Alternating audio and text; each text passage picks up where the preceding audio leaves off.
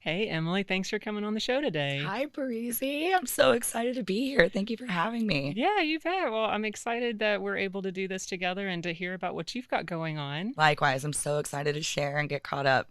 Yeah, well, it's been a long time that you've been in the industry now. You said it's been about 10 That's years. right. And so now you've started a new venture, That's right. really kind of getting to the top of the game that you've been in. Made the leap, and apparently that's the scariest part. So here we are. We're in it now. We started a company with like-minded sales reps with a combined about 75 years of industry experience that really just wanted to keep the customer's best interests at the core of what we do. So I'm excited to share some new technologies and sort of what Specialty Waste Group is all about. But we are literally 8 weeks in, so we're brand new. Wow, that's so exciting. And is that something that you'd always wanted to do? Would be a part of your own company, or did that come along the way? I think that piece took time to sort of get there. Obviously, didn't have the confidence to do so for the first, 5 or 6 years. And waste, it's funny because I always ask people, how did you fall into this industry? No one really chooses it, and everyone Right. always has kind of a funny story about it. And for me, it was just I was always, good at sales and kind of understanding the waste world. I knew that it was a good place to be with a good group of folks, great industry. But the way that I got into it is totally random because I was working for a company called Fastenal and didn't even know what a nut and bolt was, but I learned. And one of my largest accounts was Republic Services. And when I moved to Houston, I heard that they were hiring and, threw my hat in the ring and got the gig. And 10 years later, I've now moved into hazardous waste and just love it. It's a really exciting journey. Wow, that is exciting. So was it the community or the company culture at Republic that like made you stay in that part of the industry, or did you just really like the I, that work? yeah, I kind of like the industry because it's ever evolving and ever changing. And so there's always new technologies coming out. We're always striving to do better for the environment. You learn something new every single day. And so I tell people that are new to the industry, don't get overwhelmed because you could do this for 50 years and still learn something new every single day. So that part I fell in love with. And then the bonus is just the people that we're working with. Obviously, you're very familiar with the oil and gas Mhm. world, and that's kind of my chunk of the waste world that I've stayed in the petrochem oil and gas manufacturing space. So you know better than anyone that it's just a good solid group of people. So that's a Mhm. bonus. Yeah. Well, that's really exciting. And so you've just been able to kind of evolve and like I completely understand what you're saying that as you go through the industry, like whole worlds emerge. Hmm. And like what you thought you knew, there's so much more behind it. Right. And the opportunities are endless in this industry, like whether you want to stay in one vertical or move Right. into another one or do something on your own. Right, right. There's a million different verticals. So you have your regular solid waste, which is what you throw in your trash can at home. Then you have your hazardous and non-hazardous waste. You have your medical waste. I mean, there's a million different ways that you can sort of pick and choose what you enjoy and what you want to learn more of. And obviously, it being a service industry, there's transportation involved in that, logistics, and then now sustainability is kind of the core and at the tip of the core of what everyone is really focused on with ESG having a main focus on our industry, environmental, social governance, sustainability, reducing your carbon footprint. And so now we've sort of shifted from let's find ways to not just throw things in a landfill, but rather how can we harness the energy that comes from said waste and really repurpose it. I love that. That's really awesome. So for me, like one of my clients I've worked with for a long time does scrap metal recycling. Mm-hmm. And so to learn about how it's repurposed and Mm-hmm. melted down and reused and Mm-hmm. not just getting, like you said, thrown in a landfill or left in a yard Right. to rust over Right. and to be able to repurpose it. And it's a whole industry in Right. itself. Right. And so you take so many different types of waste Mm-hmm. and repurpose it and find the energy That's right. that can be reused. That's right. So at Specialty Waste Group, what we do is we do a full waste analysis. So we would go to a client or a prospective client and say, what are you yielding here? What kind of waste are you producing? And what are you doing with it currently? Let us look into it a little bit and see if we can find maybe a more valuable way to manage it. while maintaining cost effectiveness and whatever sustainability initiatives you may have, because there's so many new cool technologies out there in the waste world. I think 20, 30 years ago everyone thought landfill or incineration, and now we're learning, like your scrap metal guy, there's ways that you can really harness precious metals and different ways to repurpose things. For example, I've been studying a lot about anaerobic digestion, which is when you take organic waste, think food, think grease, things like that, that go into a large vessel, typically called a reactor. And in the absence of oxygen, there's a sophisticated group of microorganisms that are digesting this waste. And they release a biogas that is captured and turned into fuel and electricity. And then all the digestive that's left behind, you now have like a nutrient dense fertilizer that can be used, right? So instead of throwing in a landfill, now we've fueled trucks, we've helped local farmers out with that fertilizer, which has never really been done before. And so that's really taking off. We also do utilize a large network of cement kilns for fuels blending. And what that means is, if any of your waste has a good BTU value, think paint or a byproduct of chemical manufacturing, they'll actually use that to displace coal in a cement kiln to make cement, Wow. right? And so coal is a non-renewable resource, right? So we're helping the environment there. But the hazardous waste actually burns cleaner than coal, so you're also not releasing as much carbon dioxide and sulfur in the air. It also helps our clients because it burns hotter and longer, so there's no residual ash that ends up in a landfill. Yep. It mitigates any environmental risk that that waste might otherwise pose in a different space. And it's actually really cost effective. So it checks all the boxes of being sustainable and cost effective, and helping the environment. Yeah, I love that. There's so many layers Yeah, to oh, it, yeah. and just the idea of, being forward thinking and innovative on how can we keep moving forward with the industry, but doing it more efficiently, Right, cleaner, and integrating, different ways to, like you said, reduce our carbon footprint. right, right. There's other, things that we work with, thermal desorption. So, we're talking about the oil field, right? And you might have some waste, and let's say it has a hydrocarbon component to it, like oil, but maybe there's sediment and water in there. You would then put it through a TDU, thermal desorption unit, where they use heat to vaporize and separate those components. So now the water is treated and maybe put back into the Gulf, depending on where we are. Those solids are going to the cement kilns that we just discussed to be used as fuel. And then the oil is repurposed and put back into the marketplace. So, another cool technology that's really helping our clients reduce their carbon footprint and doing something great for the environment. Yeah. Oh my gosh, Yeah. wins all Yeah, around. absolutely. And so like there's so like the waste that would normally say, well, this is ruined Right. because it's contaminated. Right. It's not. And to Exactly. be able to separate it and to bring that value in so many different ways, Right. and that's fantastic. And how long has that been kind of a process that's been available? So it's ever evolving, ever changing. I think that some people, maybe it wasn't, not frowned upon, but people just don't know about it, right? Mm, And also the other reason why I think we're special and what we're trying to do is we really have our clients' best interests at heart. We're not trying to feed the beast, if you will, of a $250 million disposal outlet that we own. We truly have our clients' best interests at heart, so that we can say, have you considered this? Or did you know this was out there? It's not our client's job to know all of the waste right. technologies, right? Yeah, It's our absolutely. job to educate them and then let them make the best educated decision. Mhm. Another one, catalyst recycling. Catalyst is used mainly in refineries to expedite refining that crude oil to, say, gasoline. And instead of tossing out that catalyst, we've partnered with people that can recycle it and actually take out molybdenum, which is a metal that's used to create alloy for alloy steel. And depending on the market value at that time, they might get a rebate.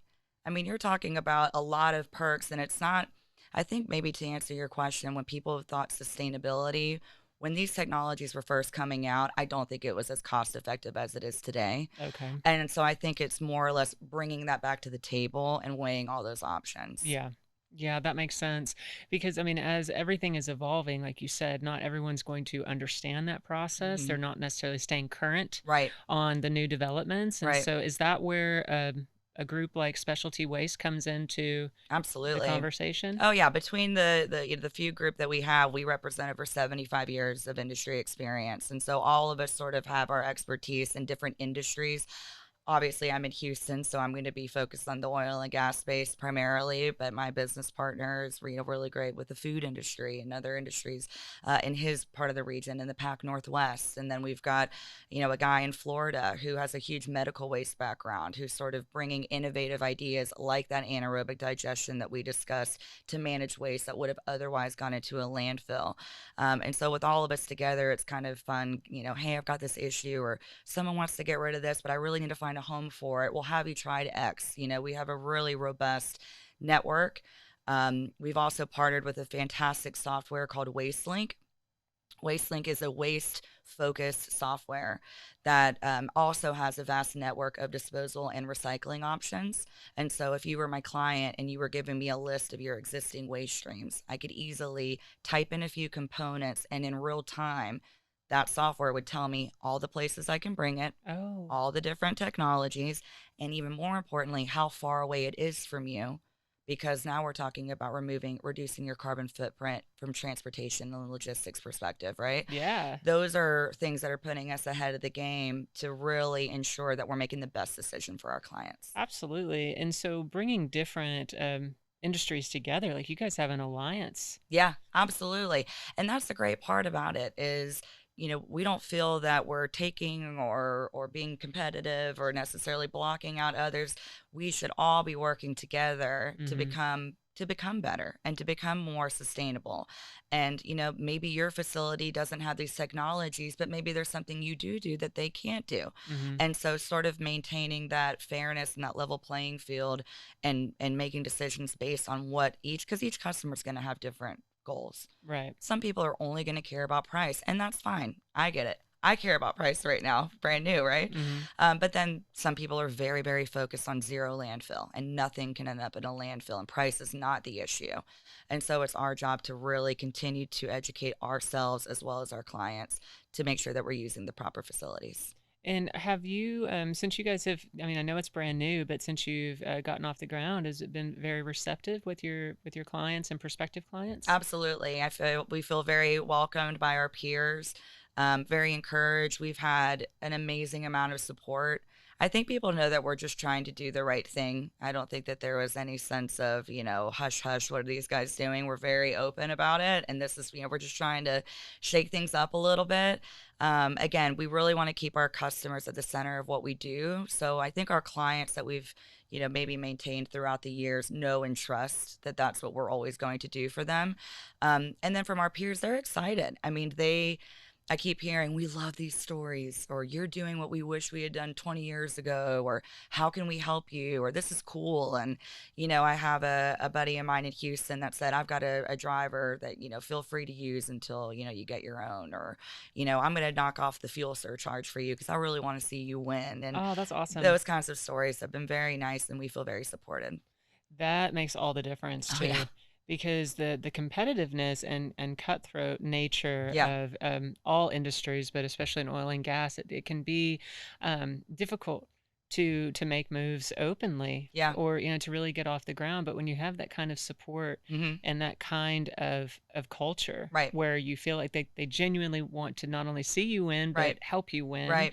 yeah, that's making all the difference. And you really are doing something that is, it's not just good business, it's not just good for your customer, which is important, but it's good for the environment and Right. the world. Right, absolutely. And we can help with sustainability reports. We can show you, when you are going to the cement kiln, how many tons of coals did you displace?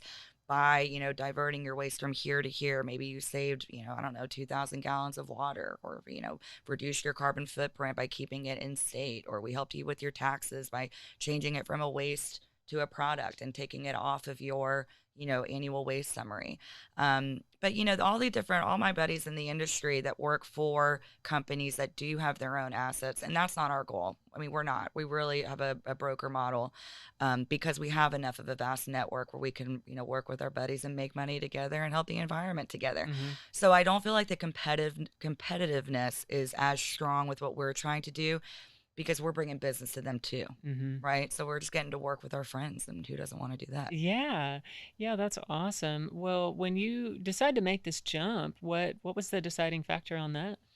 I think that there's been some acquisitions recently, all of which are great, and I think that it just is a certain mindset and a type of person to want to work for a big corporation, and I have for Mhm. years, and they're great, and I learned a lot. But I think everyone kind of comes to a fork in the road where it's, do you want to continue to work for the big Yeah. corporations, which are fantastic and they have great benefits. And sometimes, trust me, I look back and go, what the heck was I thinking? But then there's times where you say, I'm just a different breed. I just want to try. I don't want to wake up, 30 years from now and say, what if? And I'm going to bet on myself, and I'm just going to see if the past decade of, nurturing and building these relationships is going to continue to help. And so far it has. And I got lucky enough to have another couple of knuckleheads that were as kooky as me to jump with me, and we're having a blast. And we all have our own strengths and weaknesses, and we all work really well together. But the common goal is still there: help your client maintain their goals, represent the client, not pushing them in a certain direction because of profitability. Well, with what you're doing, is there a lot of competition in that field? Oh, yes. Lots of competition. There's a lot of brokers out there, especially. I would say, as far as disposal outlets, you have your main key players, right? You have your Clean Harbors for incineration. Obviously, Republic's a giant in the game. VLS for non-hazardous waste. We love partnering with them. So everyone kind of has their niche. Everyone's growing rapidly too. There's just been a lot of acquisitions here lately because everyone sort of wants to be that one-stop shop. So yeah, there's definitely a lot of competition, but I think what sets us apart is that personal touch. When you call me, I'm going to answer on the first ring. Mm-hmm. You know that I'm going to take care of you. There's been times where I could have charged a client a couple $100,000 to get rid of raw material that otherwise would have had to be incinerated, and I found a buyer for it.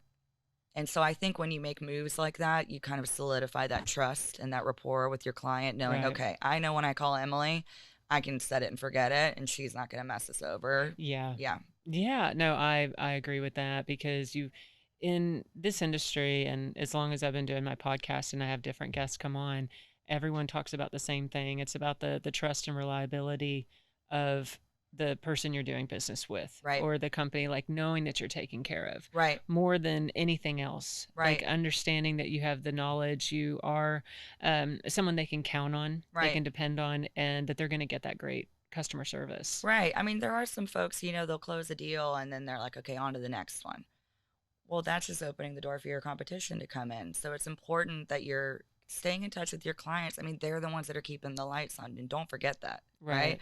So making sure that you're maintaining that relationship and being honest and transparent with them. I mean, I had a situation here recently where I just knew I was not going to be cheaper than the competitor, but I said, but if you look at the big picture, let's look at your goals and where are you really trying to go, and can that other options support this as a whole? And sometimes people are willing to pay more money to reach those sustainability initiatives, and I'm always going to be honest with you. Like, I'm not going to be the cheapest, but I promise you that I'll represent you well. Yeah. No, that's awesome. And, it's just like just setting yourself apart and sticking to your guns. Right. It's like that's a big part of it. Right. Yeah, definitely be, like I said, the leap is the scariest part, but whenever you land, you're in it, and you better be confident in what you're doing. So, Yeah. there's no more, oh gosh, what have I done? Or, going back. Now it's just grab the bull by the horns and let's do it. I mean, failure's not an option. And networking, we talk about networking all the time too, right? I think that maintaining a presence in this space and letting people know who you are and what you represent is going to help for, fuel that success because people know what you're all about. Hmm. Something else that's really important to us is philanthropy and giving back. I think that that should be at the center of every industry, regardless, right? And so, this Wednesday, I was honored to join. It's called Power of the Purse, It's a charity that helps financial literacy and independence for women. Think of a woman that's been working from home as a stay at home mom for 20 years. Maybe her husband divorces her and now she's got a big gap. This charity will help with your interviews and your resumes and get you back out there. Love women supporting women. The one that am most passionate about and have worked with for the past 5 years is the Bridge Over Troubled Waters in Pasadena, Texas. They are an abused women and children's shelter. They just opened a children's program, which is fantastic, and they help women that were in not so good situations have a safe space, kind of go through the therapy and the rehab that they need to get back into society. And then they even offer apartments for them to stay in, so that they're close by and can still rely on those resources. So I encourage everyone on my team, find whatever's passionate you're passionate about, and let's find a way to help.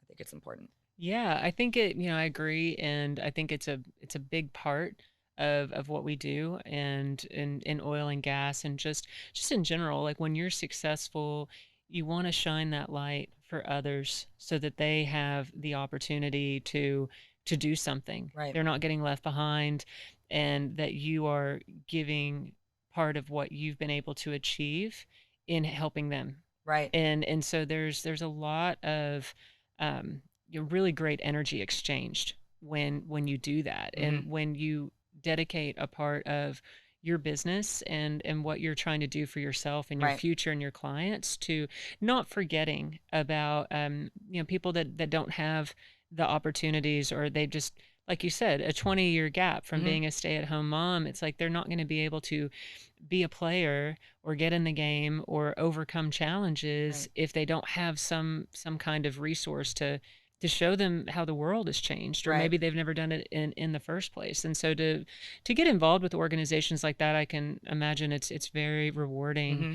and being able to see the difference that you're making, Right. because those are the basic fundamentals Right. for women to be able to support themselves and to be sustainable on their own, and Right. to have that confidence to be able to keep moving forward. Right. I just think it's so important. It's tangible. It's you're giving back. You're not just writing a check. I mean, you're Yeah. actually involved. I like to do that anyway. At the bridge, we try to cook breakfast for them once a quarter. It's the one meal a week, or the one breakfast a week that they have a really nice, hot meal. So we'll go and we do pancakes for the kids, and we've got the bacon and the sausage and the eggs, and you're interacting and you're serving them coffee and orange juice. And yeah, your day might start at 4 a.m., but I'll tell you what, those are the best days that I have looking back into this job, because you walk away from there, just remembering, like you said, not necessarily where you came from, but where you could be, and that we're all just human beings just trying to make it. Hmm. And, I think a lot of us in this most recent economy maybe we're one or two paychecks away from having a big issue, right? And so just staying humble and being genuine when you're giving back, people can sense when it's for show, Yeah. Oh, yeah. so I think that when you're involved, and again, thank you for an opportunity like this to share a great organization like that, because I just think it's something that more people need to get involved with. And I love that, especially targeted towards women, because I mean, women by nature can be competitive with each other, Hmm. and so being genuine and wanting to be that positive Right. influence and that positive support. And it is different from the hands-on experience, just Yeah. because you can write a check or donate some money online, but really having that personable experience and allowing people they can see what's out there, Right. and having the human connection is very important. And so I'm a huge advocate too of wanting to see women succeed, because I know how difficult it can be Hmm. if you aren't afforded opportunities, or we are predominantly in a male Yeah. dominated industry. Right. And so you're not going to get the same opportunities, but you don't necessarily need them, Right. because the more we support each other Right. and the more we educate and Right. share, it's like this is what's really possible. Right. Absolutely. And we are women owned. It's not official because apparently that process is like 6 to 8 months, but we're working on it. But we are women owned, and I'm very proud of that. And it is a male dominated industry. And I remember getting in at Fastenal and, like I said, not knowing what a nut or bolt was, But I, overheard someone say, we're looking to hire a salesman. And I just jokingly said, why not a saleswoman? And he's like, go apply. And I did. And I somehow got the job. But I made it a point to go to every training across the country, go to the Fastenal School of Business, in Winona, travel around and learn power tools. I mean, all kinds of stuff, That's and awesome. because I wanted to walk into the plants and not just be a girl and get the Yes. deal because of that. I hate that. I want Right. to go in because I know what I'm talking about. Yeah. And so I've kept that same, at heart through all my industries, but especially in the waste industry, which is also very, male dominated. Obviously we have a lot of women sales reps, but the industries with whom we're working are male dominated. Yeah. And so going in and being able to talk about these new technologies and push back a little bit, and you can sometimes see him go, oh, okay, she knows what she's doing. Well, and it's like you have to show them that they can take you seriously. Right. But if you hadn't put in the time traveling and learning the power Right. tools, Oh, yeah, they would have found out real quick. yeah, Yeah. but because you didn't have a background in No, power tools, no. but the fact that you were committed to learning Right. like that, that really sets you apart because it can be something that, girls will get a job or a sale because they're a girl. Yes. And it's like don't let that be your greatest asset. Right. Oh, yeah. I remember, they would say, you need to dress up a little bit and do that. I wore khakis and a blue polo. And if I didn't get the deal, it wasn't because of that, you know? So, I mean, I've always taken pride in that, in learning. And I've had a ton of mentors throughout this whole process that, Bob Goldberg, one of my favorite people on the planet, is the one that got me into hazardous waste. Um, to be completely frank, when I was interviewing, I thought I was interviewing for a medical waste job because that's all I knew about that company. And they're asking about manifests and special waste and codes. And I'm just fake it till you make it. And I remember walking out of the interview thinking, what the heck did I just interview for? But I got it, and I dedicated myself to learning. And Bob, showed me the ropes and believed in me, even when others said, why would you hire someone outside of the industry? Hazardous waste is really complex, but he took a chance on me, and here we are 10 years later.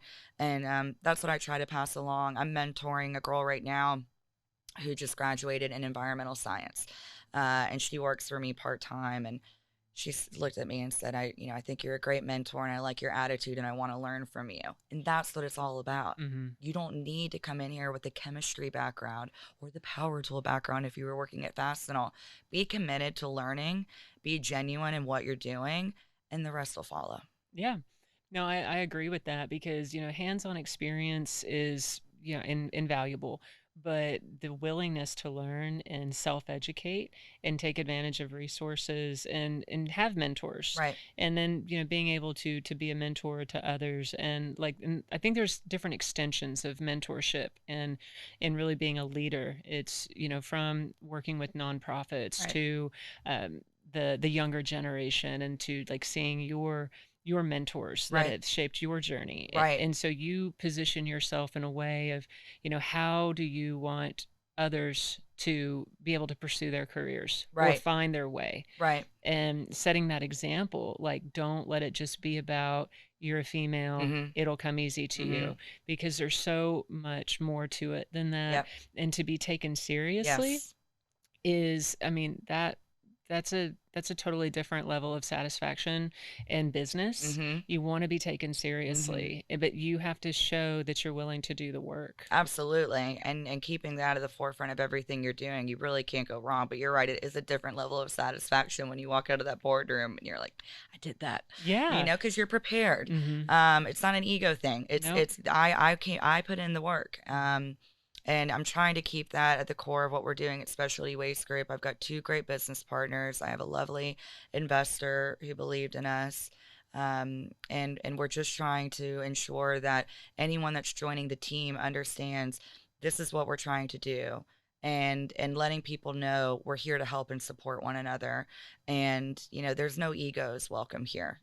Everybody has a seat at the table, and I have an open door policy. Grab 30 minutes on my calendar. I don't, as long as we're learning and we're evolving and we're representing ourselves in the best way that we can in this industry, That's all we can ask for.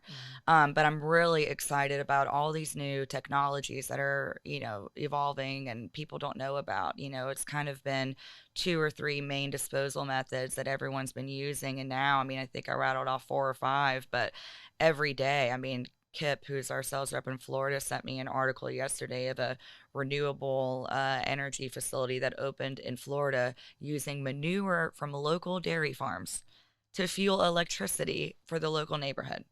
Just wild, Yeah. and he emailed me and said, "What a day to be alive." But that's what we're all doing. We're constantly searching, and then we can go to our clients and go, "Here's all your options, Yeah. and how do we help you?" In my past life, I brought on BP. They have a facility in Port Allen, Louisiana. They had a 40-yard open top roll off full of these Castrol bottles, the oil bottles. No oil ever was ever in them. It's just they have a robot, and if the font's a little bit off or something, that grabs it and takes it off the production line. They want perfection in their product, rightfully so. All of that was going into a landfill. Well, because we've made relationships and partners and understand new technologies, there's a guy that I work with that will take that plastic, bring it back to the pellet level, like the beginning phase of plastic, and use it as feedstock at another refinery in Baytown Oh, wow. and pick it up for free. So now we're saving money for all of the disposal that you've been doing. We're helping the environment by keeping it out of the landfill. You get a feather in your cap with all your higher ups of diverting all of that waste, and you're saving money.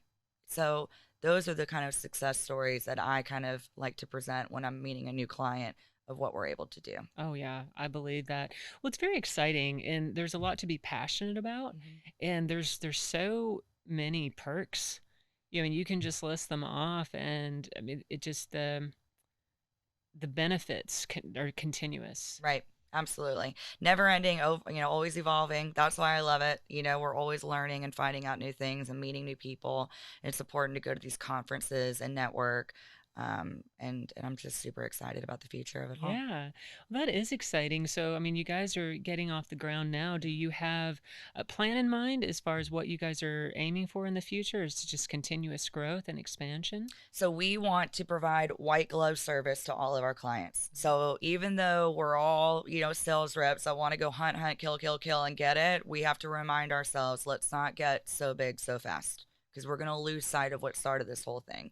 We want our clients to know that when they call, we answer, we give them all of our attention and solve their problems. So we are already growing very rapidly.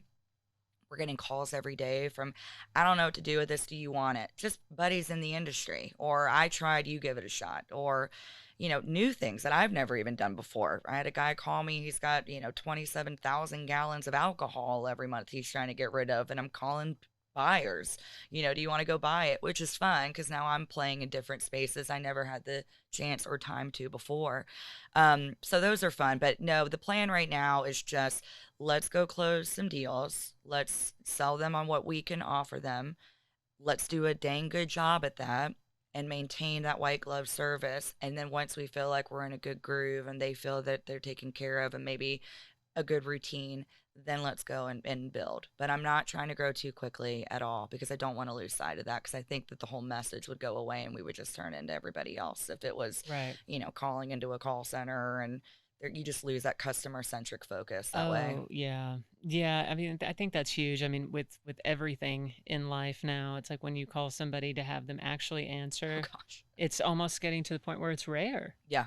Yeah, my boyfriend Josh will laugh at me when I'm calling United Airlines to book a flight and you get the robot. I did not understand five times, and I'm just screaming at him, and I go, "This is why we're doing what we're doing, right? This is why even on our website, it's a 1 hour response time, and we mean that. So when you call, I might be doing something awesome like this, but within an hour you're going to hear back from me, and that will never change. That's awesome. So with all of like the industry experience that you've had, building your network for 10 years and really being a self-starter and wanting to be educated in everything that you're doing and laying that groundwork for customer service, like what advice would you give to someone in the industry, like maybe they're in sales, wanting to advance, Hmm. break out on their own, like what mindset would you tell them they should Follow have? through with what you say you're going to do. Don't overpromise and underdeliver. And if we're talking sales, it's going to be persistence. Some people will shoot off an email and then they go, "Well, I never heard back. I'm moving on." Statistics show that you have to do at least 8 touches before you even hear back from somebody. That doesn't mean 8 a day or 8 in a week. Don't be annoying, but be persistent and be organized, because if you're new in sales and you're making 1,000 calls a day and then someone calls you back, you don't want to make them feel like they're lost in a sea of 8,000 calls that you just made. So be organized. I called this person. This is their name. This is their industry. That way you're prepared when they call you back. Educate yourself. Be the expert in the room. Now, in our industry, no one's going to be an expert on everything. You're just not. If you looked at the hazardous waste handbook, it's like 2 times the size of a Bible. It's insane. And like, that's not even exhaustive, right? So you're not going to learn it all, but be the expert in the room for what your clients are asking you to be, right? So I would say persistence, follow through, say what you mean what you say, pick up the phone, give them the attention, and don't forget that they're the ones that are keeping the lights on. Those are the ones that deserve your time. Mhm. Yeah, absolutely. And is that like, have you refined your approach over the years, or is this just like very natural to you Oh and gosh. being in sales? It was so nerve-wracking and scary in the beginning. I remember I had a quota to hit. And I mean, again, I didn't know what the heck I was doing, but I had to hit a number. I sold a Tempur-Pedic mattress to some plant worker guys that were working, shift work, put a SKU on it, made a couple $100. I'm like, I got to do something to hit this number. So, no, in the beginning, very scatterbrained, grasping at straws, hitting my head against the wall, getting hung up on 10 times a day during cold calls, crying in the bathroom. What am I doing? And now it's more of a you grow thick skin. Hang up on me, that's fine. I tell everyone all the time, it's a numbers game. That's another advice that I would give a lot of people. It is a numbers game. Eventually, someone's going to say yes.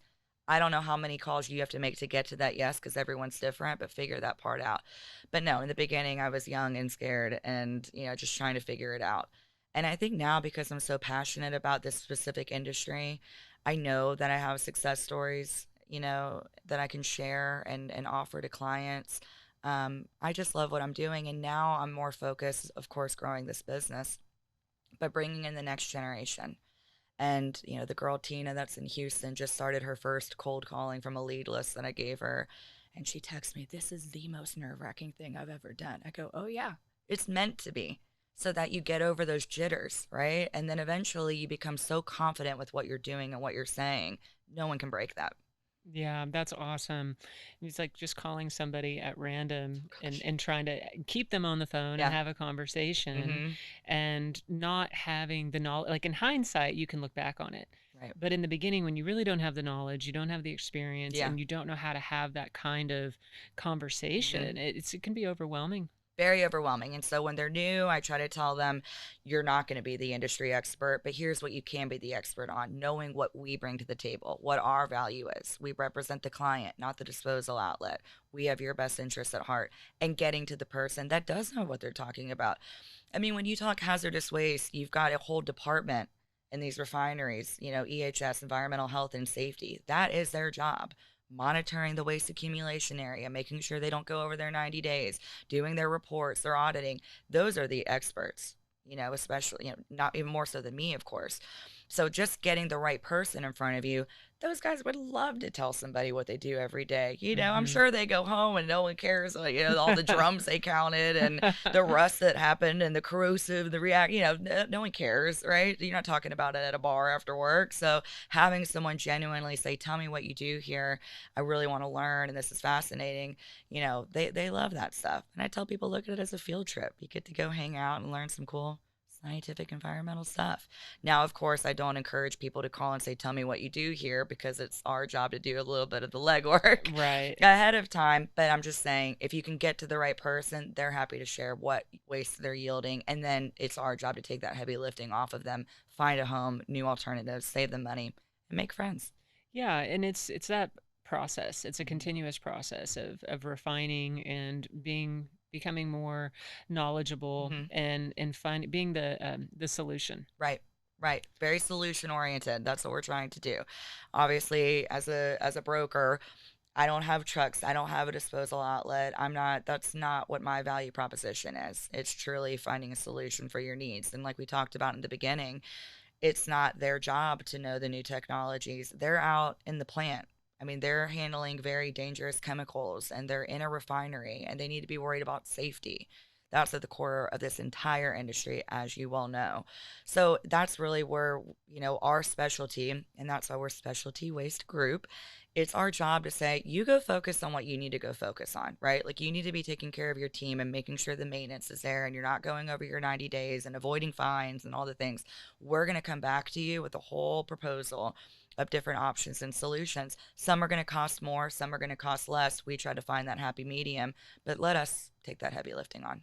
Well, and with the more knowledge that you have, the easier it is for you to find those solutions. Right, So you're not just scrambling. You have all of this industry experience, and so you have the network built, right. you have the contacts, and you have that passion to find the solution and to make it their best option Yeah, because it's the best experience they're going to have. absolutely. I told my business partner, Greg, I said, I'm going to sign my new emails as firefighter. I just feel like firefighter is my new title.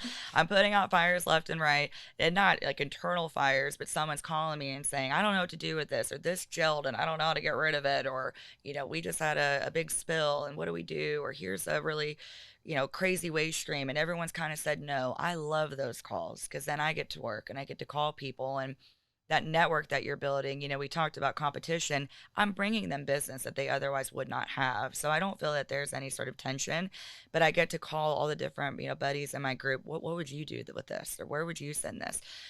Talking about that alcohol tanker. I had, we had a meeting yesterday with Sean Easton, who runs WasteLink, our waste software. We check in once a month. He's like, oh, I got a contact right here. Let me send it to you. And he's going to actually help find a buyer. So but it's all because of the network that we developed over the past, for me, 10 years, 35 years. We've got Judy Caps, Mark Hayes, my business partner, 30 years. And when all of us come together and find solutions, it's so fun. That would be fun. I can see where that would be gratifying. And I mean, you're in it. Mm-hmm. You guys have so much that you can bring to the table collectively Mm-hmm. and then sharing that knowledge and Right. finding solutions. Right. Right. What have you done to really build your network? Like what has been like your favorite way to connect with people and build those relationships? So I actually was invited to an OCI, Oil Field Connections International luncheon, gosh, I think in 2020. And they were looking to hire someone, not hire, but they were looking to get someone on the board. I guess someone had dropped out. And my coworker, Alex Stakely at the time, told me, you should go do that. Like, this has got your name all over it. And shortly thereafter, the president stepped down and the whole board had voted me in as president. And I was not a big LinkedIn user then. I just didn't realize that resource was there. But I started to promote our monthly luncheons because I didn't want to be the chapter that had two people show up. So I'm like, we're gonna knock this out of the park. So I really learned LinkedIn. You know me. Oh yeah.